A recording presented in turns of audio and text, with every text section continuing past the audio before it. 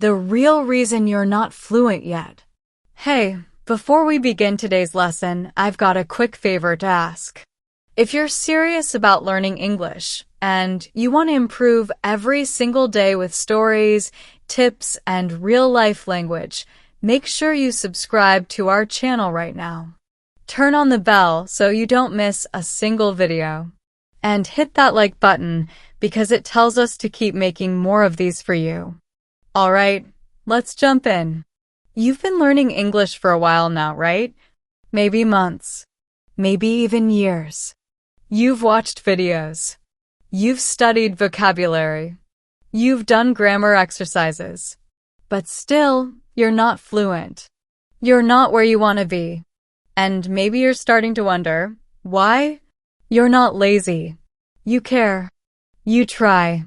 You've put in the time. So what's going on? Let's talk about it, really talk about it. Because the real reason you're not fluent yet probably isn't what you think. Most learners believe they're not fluent because they don't know enough words, or because they make too many mistakes, or because they haven't practiced speaking with native speakers. And yes, those things do matter, but they're not the root of the problem. The real problem is something deeper, something almost invisible, and it's something nobody really talks about. You're trying to learn English the wrong way for the brain you actually have. Let me explain what I mean. Most people try to learn English like it's a school subject, like math or science. They study the rules. They memorize lists. They take tests. But your brain doesn't become fluent from information. It becomes fluent from experience. Fluency is not about knowledge. It's about habits, about repetition, about emotional connection, about hearing and feeling the language so often that your brain starts to treat it as normal. Let me give you a simple example. Think about your native language. Did you become fluent by memorizing verb charts? Did you sit down at the age of 2 and study sentence structure? Of course not. You became fluent because you heard the language every day. You used it every day. You didn't just learn words, you lived inside the language. But now, as adults, we try to treat English like it's something we can conquer with logic. And that doesn't work. Here's the truth. Fluency doesn't come from how much you know. It comes from how often you use what you know. That's the real reason you're not fluent yet. You've spent more time learning English than living in English. Now, I'm not saying you haven't worked hard. I know you have.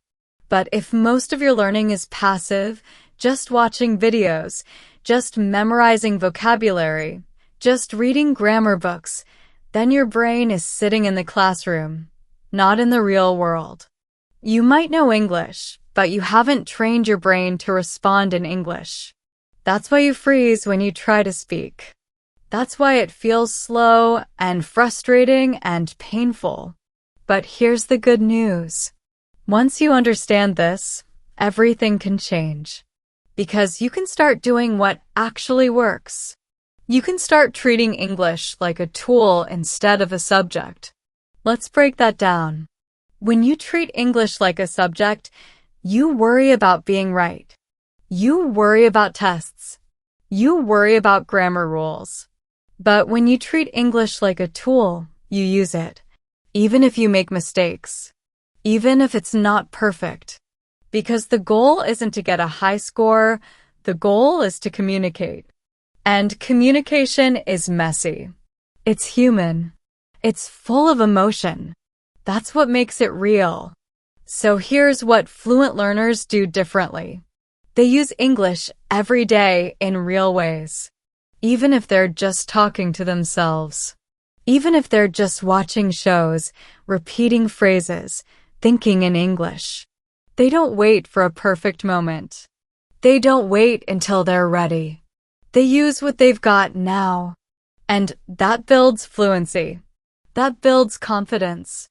Because every time you use English, even in a small way, you're telling your brain, This matters. Keep this. Strengthen this. Make it faster. So the question is, how can you do that? How can you stop just studying English and start living in English? The first step is to bring English into your daily life.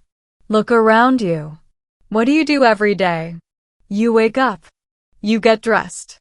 You eat. You go to work or school. You walk. You think. You listen to music. You check your phone.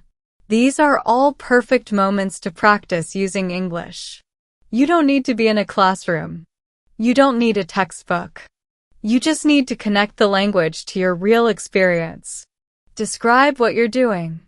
Think about what you see. Repeat words you already know. Try saying simple sentences. Try reacting in English. Talk to yourself while you cook or clean. Repeat what you hear in videos or songs. It doesn't need to be complicated. It just needs to be consistent. Because the truth is, fluency doesn't come in one big moment. It comes in 100 small ones, 100 tiny decisions. Every time you choose to speak instead of staying silent. Every time you try instead of waiting. That's how you build fluency. And don't wait for permission. You don't need someone to tell you that you're ready. You don't need a teacher to say, now you can speak. If you know even 10 words, you can use them. That's how every fluent speaker started, by using what they knew, then building more. Now, I know what you might be thinking, but I don't have anyone to practice with. That's okay. You don't need someone else to get started. You can practice with yourself. In fact, some of the best practice happens when you're alone. You can speak out loud. You can record yourself. You can watch videos and repeat phrases. You can think in English while walking. You can write your thoughts in a journal. All of these are ways to use the language, and that's what makes it stick. Fluency isn't about how perfect your grammar is. It's about how often you use what you know. So stop waiting. Stop waiting for the day when you feel fluent. Because that day comes after you start using the language, not before. And stop comparing yourself to others. Your fluency journey is yours.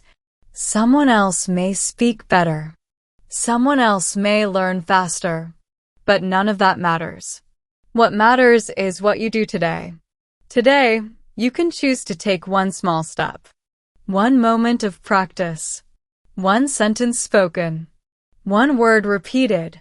That's how fluency grows. Little by little. Day by day. And don't be afraid of mistakes. Mistakes are not the enemy. They are part of the process.